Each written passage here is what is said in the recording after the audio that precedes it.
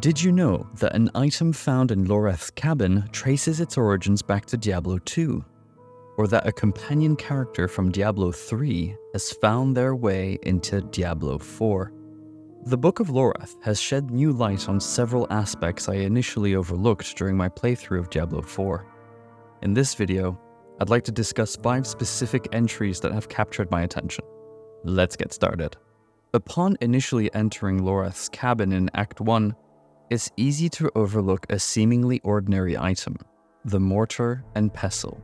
It sits unassumingly on a table with a modest description that states, a healer's tool, they look freshly used. However, this humble item holds an intricate tale of greed, love, and adventure. The Book of Lorath reveals that this item carries a weight far beyond its physical form. Carved from dark marble, the Mortar and Pestle bears the evidence of years of use.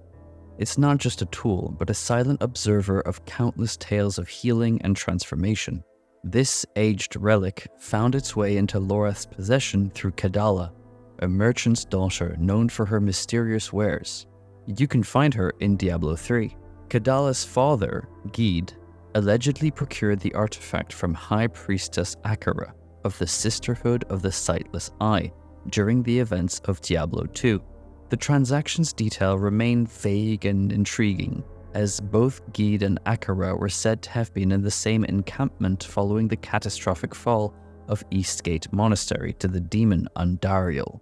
And we know that as a fact, of course, as they are both in the same camp in Act 1 of Diablo 2.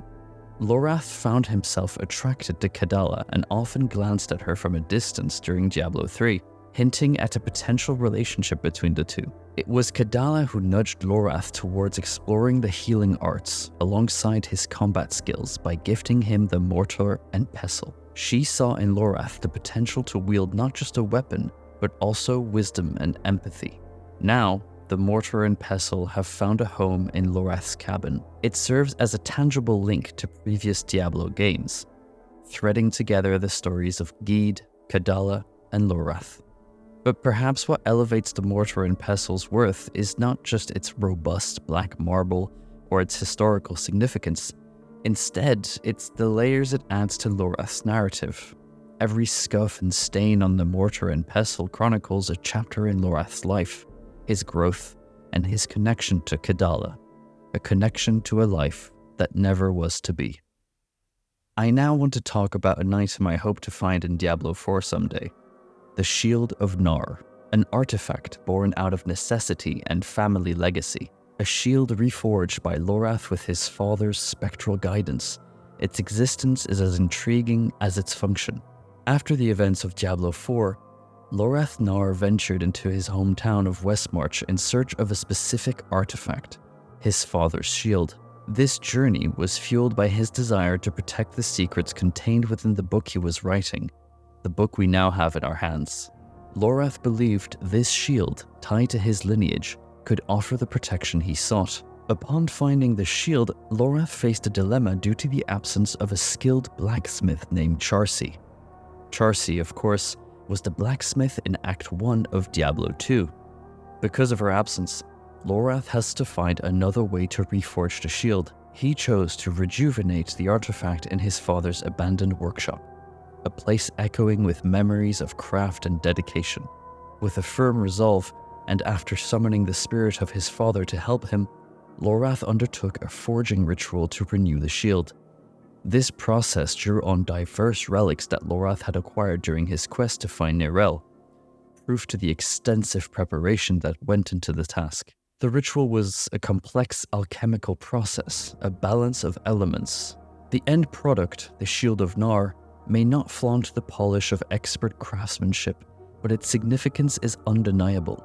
It is a creation steeped in lore and magic, a representation of a bond between a father and his son. Later in the book, we find out that Lorath used an artifact known as Rin's Conduit to extract the magical essences of the Shield of Nahr into glyphs that were then embedded into the book, warding off those who would misuse its secrets. Did you know that Blizzard revealed the existence of the Blood Knights way before the official announcement? Well, they did. and that was through an entry in the Book of Lorath, the crown and fang of Fernam, the first Blood Knight. This intriguing story begins with the Lord of Giacul, a coastal town. Consumed by the desire for eternal life, he pursued immortality through vampiric means, meaning conducting dark experiments under his castle.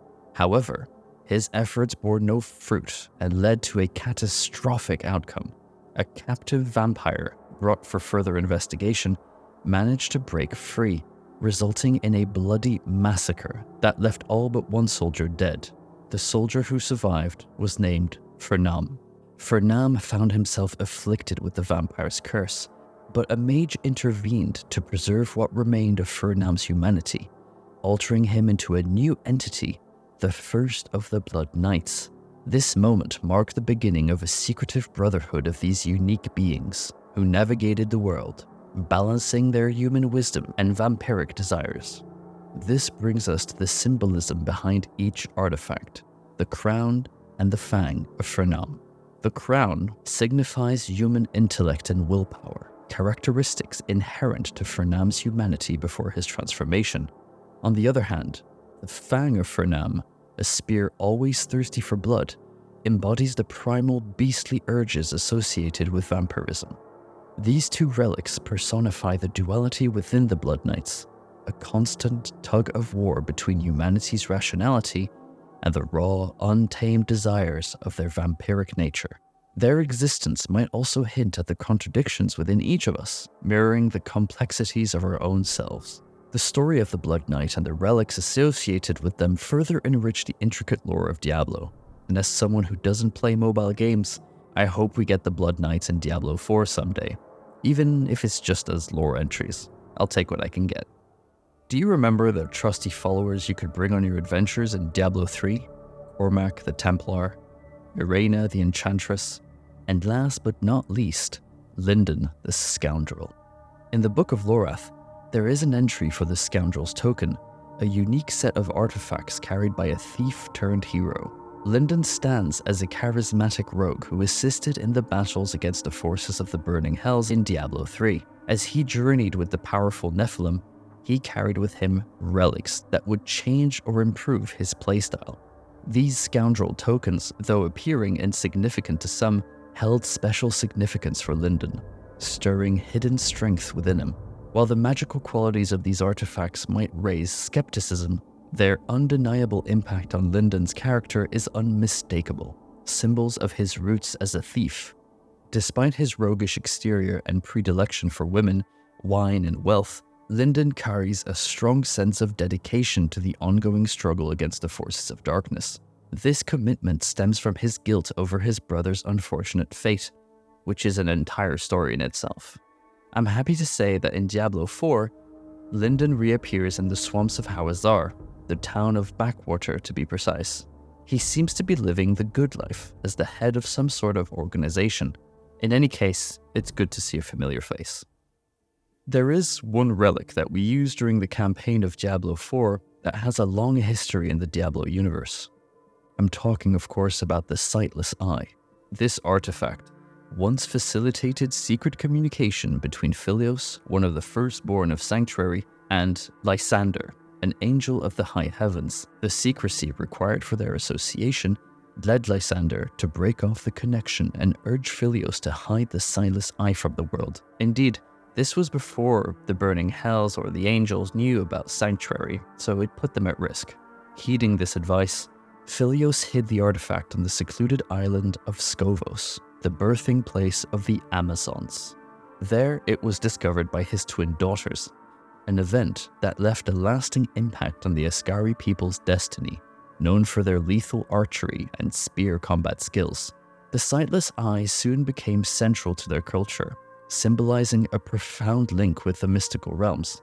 Yet, the Sightless Eye's residence on Scovos was short-lived.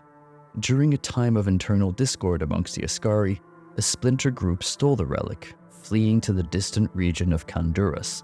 Here, within the confines of the Eastgate Monastery, they established the Sisterhood of the Sightless Eye, led by High Priestess Akara, who we meet in Diablo 2. Akira was the same woman in possession of the Mortar and Pestle discussed earlier in our story. The Sightless Eye harbors extraordinary powers. It can not only enable communication with heavenly entities, but also allows the user to see remote locations and glimpse into the future. The events of the Diablo 4 campaign have demonstrated its unique ability, allowing us to observe Lilith from afar, even though we later discovered that Lilith could look back into the mirror, which was bad news for us. Of course, these relics and entries are just the tip of the iceberg. Diablo's lore is vast and filled with countless untold stories, hidden truths and captivating mysteries waiting to be explored. Rest assured, our journey through Sanctuary's history doesn't end here. Make sure to subscribe if you enjoyed this video. Until then, stand strong, brave souls, for the fight is not yet over. The journey continues, and so must we. We'll see you in the next one.